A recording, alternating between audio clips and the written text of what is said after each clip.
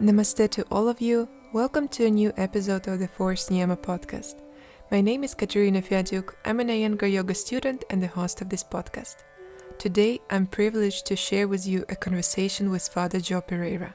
Father Joe Pereira is a Roman Catholic priest from Mumbai. He is also a founder of Kripa Foundation, one of the largest non-profit organizations in India that helps people affected by substance abuse in their rehabilitation process. Since the late 1960s, Father Joe has been studying yoga directly with Guruji BKS Iyengar and was his close disciple. In 1968, Father Joe met BKS Iyengar at a concert of the violin maestro Yehudi Menuhin, who brought Guruji up on the stage, introducing him as his violin instructor. Curious about the kind of yoga practice this instructor taught, Father Joe joined Guruji's classes in Mumbai. Today he shares that it was Guruji who taught him what true spirituality of the body is. In his work, Father Joe has also been guided by Mother Teresa, with whom he was very close.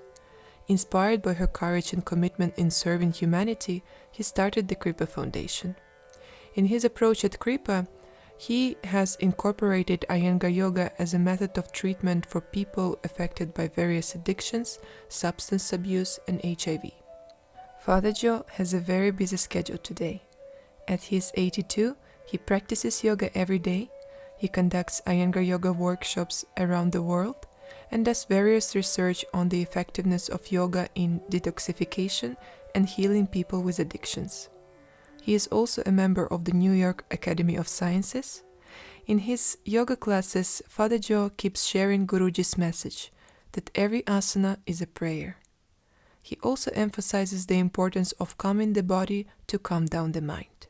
For his commitment and contributions to society, Father Joe has received numerous awards.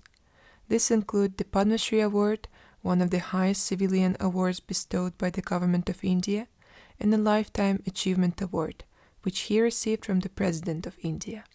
This interview was recorded at Mount Carmel Church in Bandra, Mumbai. Here, Father Joe shares his story and his experience of practicing yoga and learning directly from Guruji BKS Iyengar. Now, let me welcome Father Joe Pereira. I was studying in Pune, in the Papal Seminary, which is the affiliated to the Gregorian University in Rome. So I was doing my licentiate there. 1968, I was ordained in 67 as a priest, and 68 June I had to come back to Bombay because I finished my studies, licentiate. But on January 1968, Guruji came there to demonstrate in the Athenaeum. It's a big Athenaeum, 600 students, and gave a demonstration, and that's it. That was my first knowledge of this kind of a man who was teaching yoga. Okay. Then when I came to Bombay, I attended a Yehudi Menuhin program, and he brought Guruji up on the stage, introducing him as his violin instructor. That brought him back to his normal, it's the height of his prodigy. When I saw this concert, and then I walked up to him, and he said, he says, "Why I'm teaching in Bombay. I come in for weekends, but I have to move all the time because this church doesn't allow me to conduct programs." I said, "Where?" He says, "Jesuit school, Campion school." I said, "Can I come?" He says, "Yes, come." In those days, we used to have to wear a cassock and all. But I walked in there, and the father there told me, "Hey Joe, what are you doing here?" I said, "I'm come for yoga." "Oh, if you're doing yoga, then we can give him the permission to continue." So from 1968 till 1980, Guruji always acknowledged that it was Joe who helped me to have my classes there. And that's why he developed, and he watched me very carefully. So when he came for my Silver Jubilee, he's heard the story of a guy who was HIV positive, and he said, "I'm very touched. Send him to Pune." I sent him. For 6 weeks he was there. He came back with a CD4 count jumping 1,500. It was below 500. So, my contact with him has been tremendous. Also, in the 60s, I joined him in 68. Ramamani, his wife, used to be next to me for pranayam and for meditation. Once she died, he stopped telling us. He used to say, now go into your dharana dhyana by yourself. But otherwise, he was a man of antaratmik sadhana. When Guruji appeared in the North American scene, he was like a sculptor. His body was like a sculpted, statue. And everybody looked only at his body. But did you ever know that he always said that every asana becomes a prayer? He also said that, like Socrates, the purpose of yoga is to know thyself. And this is a journey from the periphery to the center, from the sympathetic nervous system to the central nervous system via the autonomic use of breath. If you don't do this, you are not Iyengar. I have, because I go to more than 44 countries, and now I'm building a Iyengar Institute, a huge hall in Nanjuna, with a residential hotel also. Yes. So there we would really want to immortalize, and Prashantji will come and inaugurate that. It was a little delayed because the church does not like my work.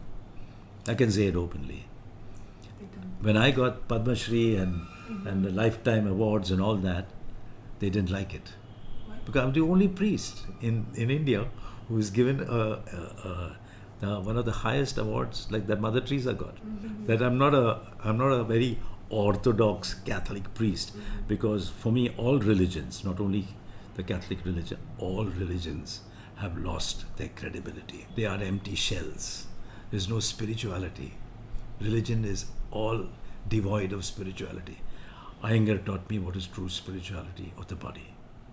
So, when I started teaching his method, this method, see, I was very close to him. I would go every time in the afternoons when he was in the library. But if he had to teach me something special, then he would walk up with me to the second floor and demonstrate on me or on my student how you have to really learn. So therapy, he taught me one-to-one. See, I have a spirituality of Ida, Pingala and Sushumna. Sushumna is the central nadi. That's the God of my understanding. Obviously, Jesus. Only he could say the Father and I, the Mother and I are one. Okay. What is nadi? What are the Ida and Pingala doing? Guruji and BKS Iyengar. Guruji and Mother Teresa. Why? Because she taught me to go to the poorest of the poor, and he taught me to go to the poorest of the poor in health. Now, who is the latest kid on the block? My Cardinal Archbishop of Bombay. His physiotherapist told him, I can't teach you anymore. Call that priest to teach you yoga. I go there. I see him breathing, sitting up. 30 breaths in 1 minute. Then I put him on Guruji's bolster. After 10 minutes, I counted his breath, 7 in a minute. See, I believe that Guruji has to be made known as the yogi who has taught the world the spirituality of the body. In the year 2006, Kripa completed 25 years, and Guruji for the second time. First he had come to Vasai, where was my hometown. Second time he came to celebrate the 25 years, and that's where he gave me this name of Kripa Foundation Iyengar Yoga. And I patented it, trademarked it, And so everywhere I say, what is this? This is Iyengar. Historically, medicine tried to use its own medical approach. Psychologists tried to use them, and men of religion all failed. Unidimensional approach does not work. Then two drunks sat together on the 10th of June, and the principle was born that when one drunk shares his life with another drunk, paradoxically, there is a quantum effect. You get the answer. So it is mutually shared brokenness and pain, vulnerability empowers the human being. So basically, the model for recovery of addiction, all kinds of addiction, not only substance abuse, alcohol, drugs, sex, gambling, pornography, it's an explosion. Simple, even internet, everything has taken a kind of a dimension of attracting people into addictive behavior. So that to get out of that, you have to have all the three dimensions blended, and the 12-step program of the Alcoholics Anonymous and the Narcotics Anonymous is our foundation in Kripa. Self-help program. But this came from the West. So there's a lot of psycho-spirituality in the 12 steps. And there's a lot of psychosocial. See, because America flooded with a lot of psychological studies and insights. But the body is missing. So when Alcoholics Anonymous turned 75 years, I gave the keynote address to the whole fellowship because I was a Class A trustee of the Alcoholics Anonymous World Services. And I told them that in India, fortunately, the founding fathers used a word in the 11th step that says, sought through prayer and meditation. Meditation in India is the 7th limb, anga, of Ashtanga Yoga. And so, when you practice, that's why all my centers, 21 residential centers, when they practice meditation, they combine that meditation with Vairanga and Antaranga. Not just closing your eyes and, but measurability is very important. So you have to be able to drop your preoccupations. Chittavritti Nirodha is to silence the left brain, but to develop ability to remain in the right brain, which I call into the noumenon. Left brain is all about phenomenon, the senses and the mind and all that. But the right brain, there's no indriyas and manas. So what is that? That's just a moment of presence. And that is only possible if you go beyond Chittavritti into Pindavritti Nirodha. Snayu Vritti, Chittavritti and Pindavritti all come together in a 12-step program so that they practice this program not only psycho-spiritually, psychosocially, but psychosomatically. And I have an asana which I call the prayer of the heart, because all mystics, starting with Meister Eckhart, Teresa of Avila, John of the Cross, and Cloud of the Unknowing, Mirabai, Tukaram in India, all talked about pure prayer being prayer of the heart. And Iyengar, I told Iyengar, I said, I've called one of your postures prayer of the heart. He says, yeah, how is this? I said, see, you always talk to us about the two energies blending in the heart. When you do that in a Setubadha style, you are coming to inner stillness. And then your Jalandhara Bandha depends on activation of the amygdala. So if the Jalandhara Bandha is not correct, you'll be still in the left brain. But if you get your Jalandhara Bandha in Setubadha, restorative, you are able to silence the brain. And that is what makes the almond size gland, which is at the base of the spine, the amygdala, that triggers the hypothalamus, and the hypothalamus triggers the master glands, the pituitary and pineal glands, and the pituitary and pineal glands start sending messengers, neuropeptides to the spleen, pancreas and lymph nodes, measurable. And that is the prayer of the heart. I have really made Guruji's teaching, in a way, a very Christian teaching. When I wrote an article, Christ, my Supreme Yogi, on Good Friday, everybody started asking, how could you write that article? Does Guruji know? I said, he edited that article. It was how I consider Jesus as a Supreme Yogi, because the Yoga Sutras were fulfilled in his life. You know, every step of the way, he taught us how to die to selfishness and sin. Atma Trupti, which is self-gratification, has to go, and Atma Tyag has to come. Self-denial has to come. Nobody likes that word. In a way, I really told people that true yoga is to imitate a man who fulfilled whatever he taught by his life, dying for others and giving his life for others, you know. So that's it. That's a real yogi. And then Mother Teresa comes in there and says the same thing, that, you know, whatsoever you do to the least of my brothers and sisters, you do it to me, okay?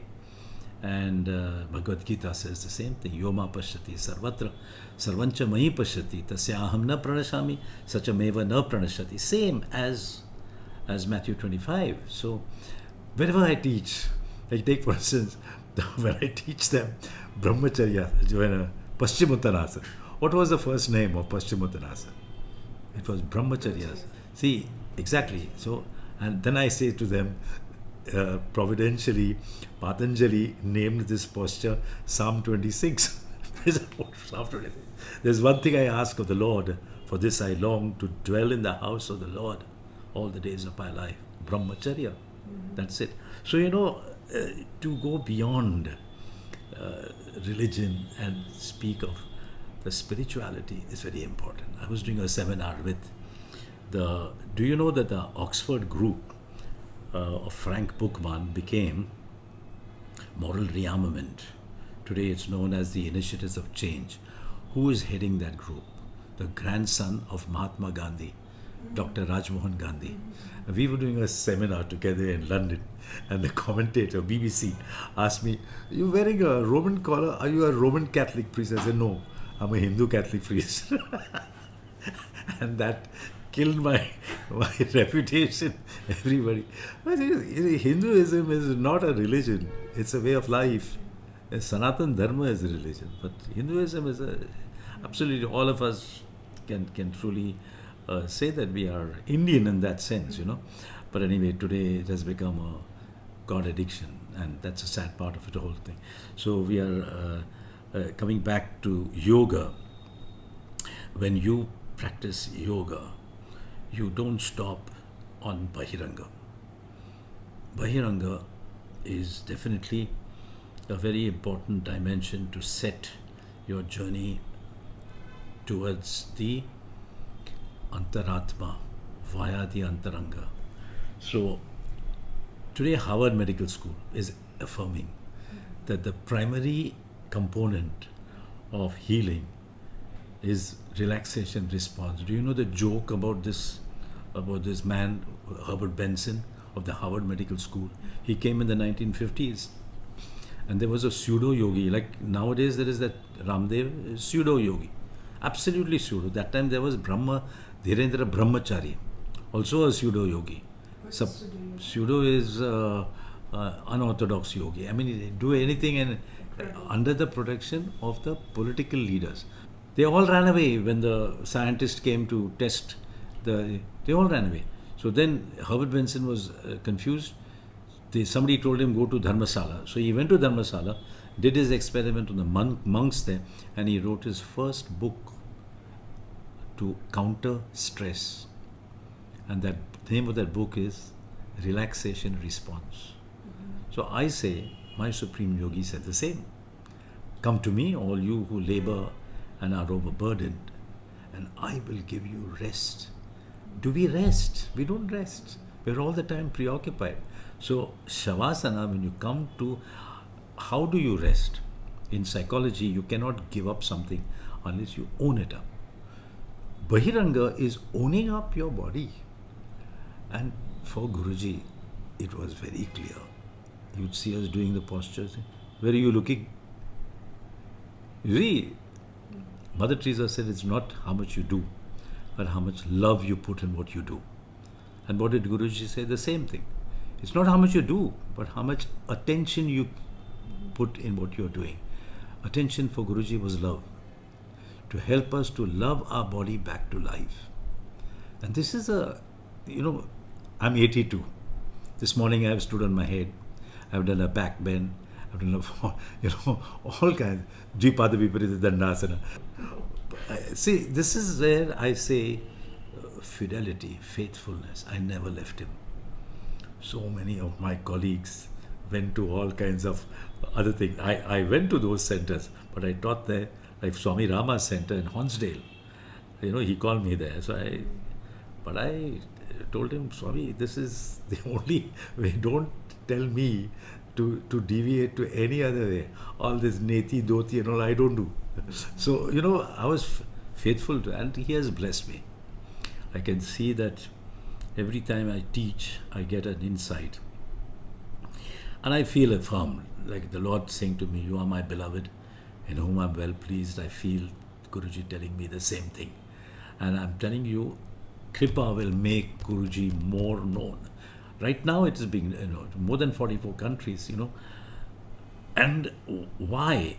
Because I have taken Iyengar to reach out to the most marginalized people. And marginalized because of addiction. Now, Mother Teresa's nuns could not handle addicts. So she forced me into this work. You have to do, you come. So I went to Tengra. She built a center for the women, most of them prostitutes, and I used to teach there, and she was very firm. She found one of her main priests, used to call himself Brother Roger. Okay? She told me, have you met Brother Roger? I said, yeah. He's an alcoholic. She says, I know. I said, give him an option. There is a program to get out of alcoholism. So she gave him that option. He chose the option to leave the congregation. Mother was very, very clear, and so did Guruji. He no nonsense man. And sometimes, yes, Abhijata wrote spoke a beautiful thing after that Manuso Manas debacle, about touch, sparsh. In India, you can't teach yoga without sparsh. But what kind of sparsh is that? If it is an unholy sparsh, you're destroying the very purpose of yoga. So, he would, I told people sometimes I would even get kicked by him or slapped by him, but I would kiss the foot that kicked me and the hand that slapped me. I mean, today if you tell this to the modern generation, they say you're crazy, But how did I get to know the wisdom within my body? Through that. Then comes the second stage, after relaxation and getting the body. See, you, like in psychology, you own up the body in Bahiranga, by all kinds of postures, standing postures, topsy-turvy postures, forward bend postures, back bends, twistings. After doing all these, postures, you have fully acquired you have recognized and you have come to know yourself. See, know thyself is very important. So you come to know thyself through the body, because the body never tells lies. So listening to the body, he taught me how to go into the next phase. And exactly what Harvard medical people are saying today, what is the second stage of healing, Remembered wellness. What is remembered wellness? Like Zen. Deep down, you're all right. Do you know, you tell an addict who walks in, and you tell him, you're good. He breaks down. He can't understand. Whole world has condemned him. And here is a man who's saying, and then the next thing I say is, I need you. Because nobody understands these people. But when they come together, it becomes a powerful means to transform the world. Because I truly begin, see, Guruji told me, when you're dealing with addiction and addiction people, don't stop at chitta vritti nirodha. You can't get addicts. They can dig circles around the best of thinkers. So first learn snayu vritti nirodha, that relaxation response. It comes there. Then you go into chitta vritti because of the breath that connects with the right brain. Okay? And then when you go into dharana and dhyana, you are actually operating from the cellular consciousness, pinda vritti nirodha. Why? Because in the Bhagavad Gita and in the Vedas, the principle was yatha pinde tatha brahmande. As it is for you on the cellular consciousness level, so it is in the global level. So the whole blend of Mother Teresa with Guruji is Kripa. That we have chosen to use this beautiful science and art.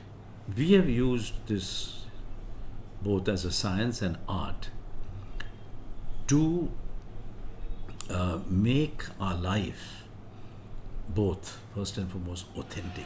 We're not living authentic lives. Most of us, we are schizophrenics. Externally, we do one thing. That Guruji always saw people challenged by addiction. And he would always tell them, there was one doctor, very famous doctor, Karandikar. He said, Karandikar, go to Joe, learn how to give up your alcohol. Every time, But somehow the other people never understood that Guruji was always a very authentic spiritual man. No nonsense. I mean, it was not external. His teaching was a blend of science and faith. So the faith came in the last part of every time he came to teach in Bombay. Pranayam would end in dharana and dhyana. Where is it gone today? There's hardly any dharana and dhyana. But we use this in the context of the World Community for Christian Meditation. There's nothing Christian about it. Dalai Lama also is part of us. And if you go on the website wccm.org, you have my teachings there. Because when they completed 25 years, I gave them a teaching. They saw me in the crowd. Can you teach us yoga? I said, okay. 10 people came the first day. Second day, there was no place in the foyer. So they told me, put this in the diet. So I put it in the booklet form. And it has gone to 130 countries. So that's one program which I'm going to foster in Goa. The man who's going to do this for me is a guy who set up the largest pagoda Vipassana meditation center in Bombay, which is at Gorai. Then there is, of course, this Iyengar community of us all the way, and the fourth is addiction community. So there are 4 different types of programs that I'm going to internationally nurture in Goa. It's a very special dream, and I hope it's going to be on. But in between, the church tried to stop my work. And I've fought with Mother Teresa's courage, that's all. To hell with all this ritualism. I believe in living the Master. The Master just did not say, preach, go and teach. No, practice. Iyengar had the regular classes. He would have special workshops, like in Mahabaleshwar. We went. I celebrated. I got him to take very select people, 50 or 60 people internationally, at the Moral Rearmament Center in Panchgani. I still remember that, and there is recordings of it, where J.R.D. Tata, who was the founder of this whole of Air India and everything, he built it. That was his center. And on that day that we were starting, he died, and he had asked me to sing Abide With Me for his funeral. So I sent the tape to Switzerland when he was buried. He was interned. And so I told Guruji, can I do that hymn? Okay, sing. So I sang, after the Patanjali invocation, I sang Abide With Me. And then we went into work and all this kind of thing. And every time he used to call me up together with Jawahar and all these people and demonstrate. He did work on us. He was putting me up in back bench. Then he put me down. He says, you can only sing. So, very, very cordial. He understood each. He would walk into the class and the whole protocol would change. And then he would go up to that person and say, how do you feel now? And then he would say, I adapted the whole teaching for this person. How many of us do this? I do it because I always see that nobody should feel threatened. Guruji was an originative thinking man. The difference between Guruji's love and all these other people who sort of talk about love is that he loved like God loves, unconditionally. Get in touch with me and my love, and whatever is inappropriate will drop. Do your yoga sadhana, and whatever is inappropriate will automatically drop. Don't go in for conditioning. So even his therapy work was not really only body work. His therapy work, especially when he turned 90, he would use a lot of weight therapy. This weight therapy, one day I asked him, what is this? He said, see, especially the joints, frozen shoulder, tennis elbow, carpal tunnel syndrome. When you keep a weight on these joints, the muscles relax. When the muscles relax, the blood circulation takes place and healing takes place. Simple thing, for instance, you're doing your Surya Namaskar. Where are you looking? Where do you realize that when you're doing Adho Mukha Shvana, your body has to reflect the Pancha Tattvas? Prithvi, Aap, Tej, Vayu, Akash. Where are they in the body? Who teaches that? When you're doing pranayam, do you know that you're dealing with the pranamaya kosha, which is the breath body? And that also has 5 areas. So, apana, samana, prana, udana, vyana. So, how are they to be experienced and to be felt? It's very important. So, finally, the entire making our effort, not my effort, but God's grace. Patanjali says that. Prayatna Shaithilya. Do your best. Prayatna Shaithilya. Ananta Samapattibhyam. Who practices that? Let your effort be dovetailed into God's grace. Today, sorry to say, that the West has become so materialistic that for them, and religion has become so out of, lost its credibility. They are dangling between the devil and the deep blue sea and jumping like monkeys and thinking that they're doing Iyengar. No, that's not Iyengar. So more and more people today are, and after COVID, we understood how to practice Iyengar correctly. Do you know COVID damaged the heart, the liver, the pancreas and kidneys? People are dying. Even today people are dying. And we don't know whether it was the vaccine, whether it was the remdesivir, we don't know that. But there's one common sign. I walk up every morning up the hill to Mount Mary's, and I started getting tired after I was down with COVID. And at the same time, 2 40-year-old people, one 44-year-old man went into the gym, dropped dead.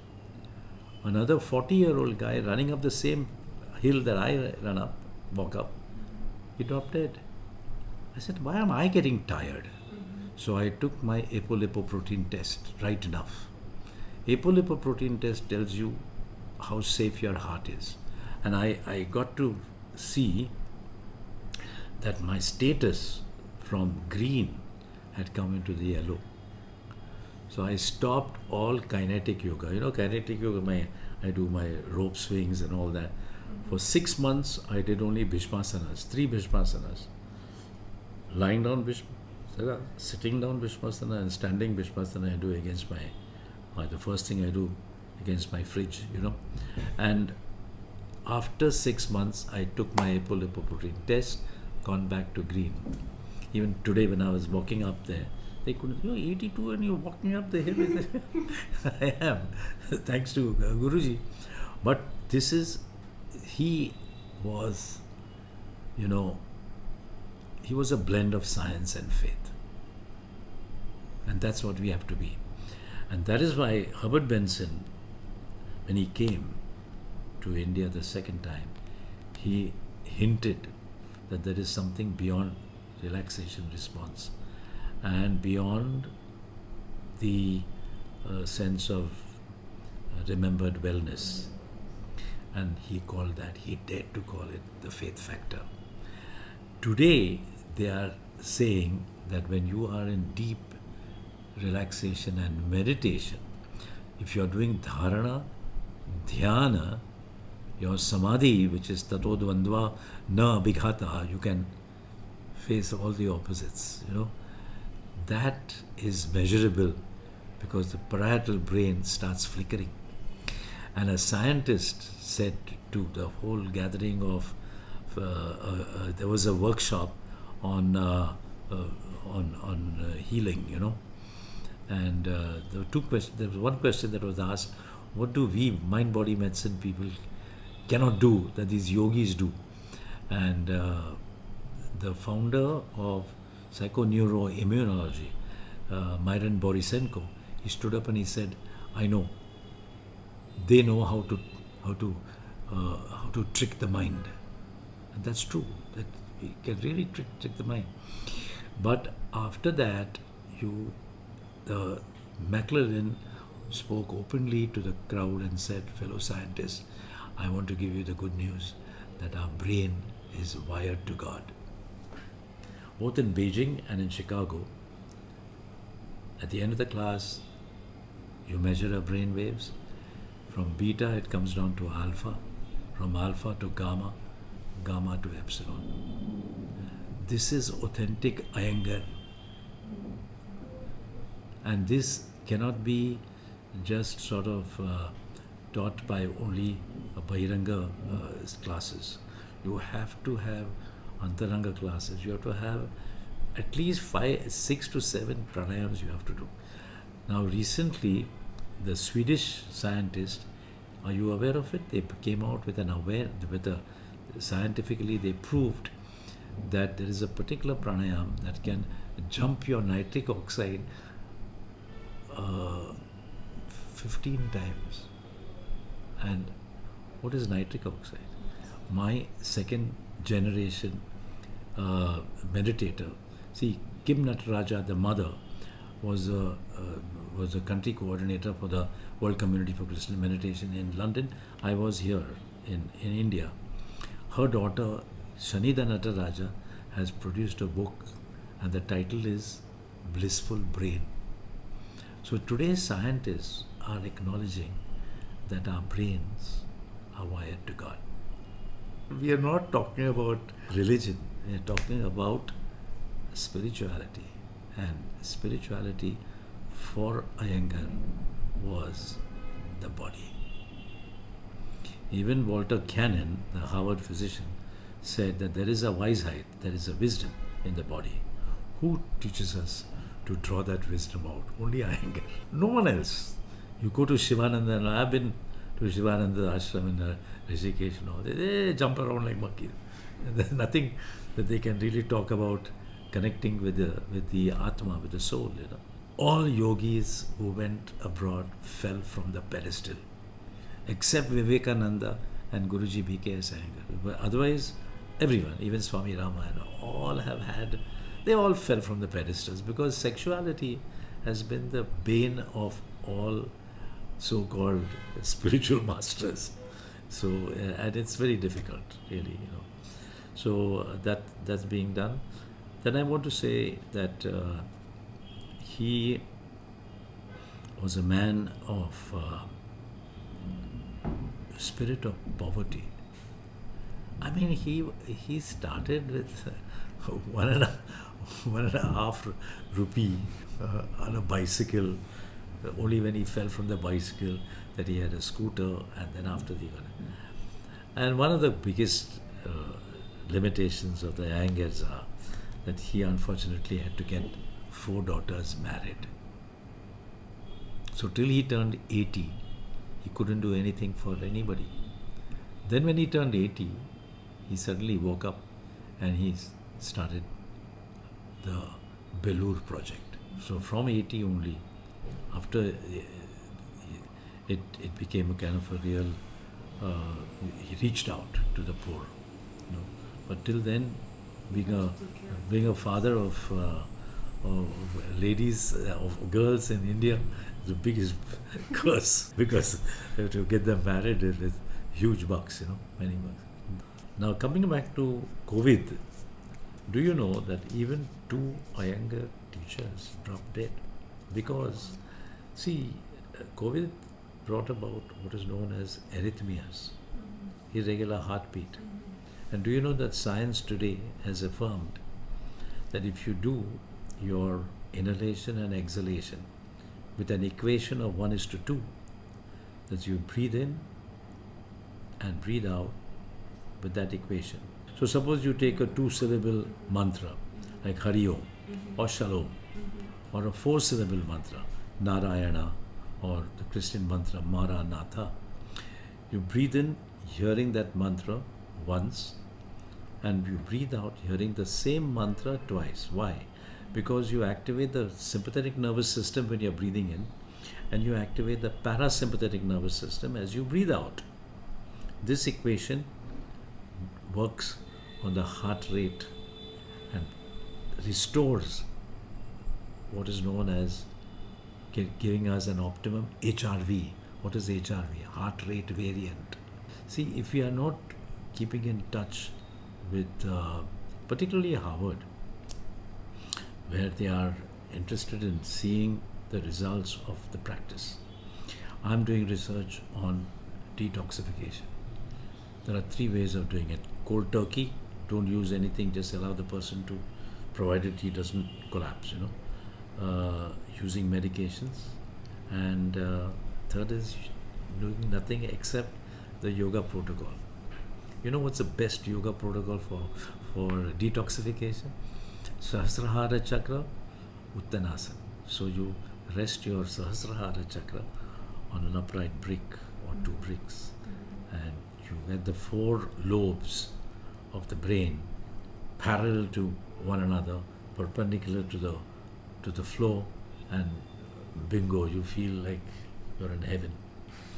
See, ultimately we have to reach the Anandamaya Kosha, which what they term is nitric oxide, laughing gas. So it's centuries ago this man had this insight, and so for us it's beautiful if you just throw out all these religious spinnings. So even I say that Patanjali invocation, but I don't go into Guru Brahma, Guru Vishnu and all. But that's not my guru. I mean, the God of my understanding is just the absolute. That's all. So I do the Patanjali invocation. Sometimes people ask me, how do you say that Patanjali invocation? I said, why? Moses, Elijah, John the Baptist, they were all Old Testament precursors of Jesus. Okay, Patanjali was also a precursor of Guruji, because I feel Guruji is the culmination of Patanjali Yoga Sutras. So very controversial. I am a very controversial man because it's always difficult. People can't reconcile. This guy continues to be a Catholic priest and yet he's teaching yoga. But with the blend with Mother Teresa, I have reached out to the broken humanity. That's the most important thing, And what sustains me is that I always remember Guruji's love for me. He calls me. He says that this man, when anybody gets an idea, people laugh at him, but this man went right ahead, and his teaching has gone all over the world. Guruji, and I'm proud of him. So that's one thing. I knew that he really loved me. While we were traveling to a very in 1984 riot-stricken place in Bhiwandi, together with the Governor General's wife and Mother Teresa. Mother Teresa in the car says to me, "You go to New York, you must join my priests." So sister was there with her. She said, "Mother, don't grab him. He's doing good work." Every time I preached hundreds of retreats to these nuns all over. My introduction was only one line. Their introduction of me. This is a priest Mother loved. That's all. So I come from a deep sense of being loved, and that's it. So I absorb all kinds of evil without resisting evil. And this is what Iyengar and Mother Teresa taught me, The crux of being a yoga sadhaka and the crux of being holy is to be able to tato dvandva na abhighata, because you should be able to equally respond to good and evil. Samadhi, as explained by Dr. Senzen Nihalvi, is like the continuum of life has two extremes. One is people feel that they are so gifted, qualified, but no opportunity to use this, and they get bored. They come into drugs, alcohol, sex. The other extreme of the continuum of life is that they feel inadequate and they struggle and get into all kinds of stress. So stress and boredom both take us away from life into self-gratification. And when you do yoga, you come to that stage where you can respond equally to the opposites. And this is what Iyengar taught me. As a closure, maybe you could share some message with Iyengar Yoga practitioners today so they could deepen their understanding of the subject. Yeah, see, it's a global community, and Iyengar unfortunately got projected only as a Bahirangi person because his asanas were extraordinary, and his asanas were like a sculptor, So in the East there is a saying, when the wise man points a finger to the moon, the fool gets preoccupied with the finger. So I say most of the Iyengars are only preoccupied with the finger, and my feeling is that it's time for us to go beyond into the real Atma, the soul of Iyengar, which is spiritual. He always said every asana becomes a prayer. Why? Because he took us beyond the body, through the breath, into the transrational. So my message to all Iyengar practitioners is get to the core of Iyengar practice, not just restricting your practice to body work, not even restricting it to only doing some pranayam for the sake of pranayam, but know that pranayam has to take you into a world of the unknown, of the noumenon, not of the senses and the mind. And that brings you to encounter the self. Like Socrates, he would always say, know thyself. So if that knowing thyself is in your practice, then the fruit of Iyengar Yoga is the same as Mother Teresa's teaching, which is love. Get back to the core of Iyengar teaching, which is antaratmik, not bahirangi, not even just antarangi, it is antaratmik. Encounter with the self, encounter with the indwelling spirit, which is the antaryamin. That's why I chant always the antaratmik at the end. Thank you. Thank you all for tuning in. May this conversation be of help in your own journey. You could find the glossary with all the Sanskrit words and sutras mentioned in the episode in the description of the episode. All the links to the website, videos, books, and articles which Father Joe spoke about are also listed there. Take care and see you in the next episode.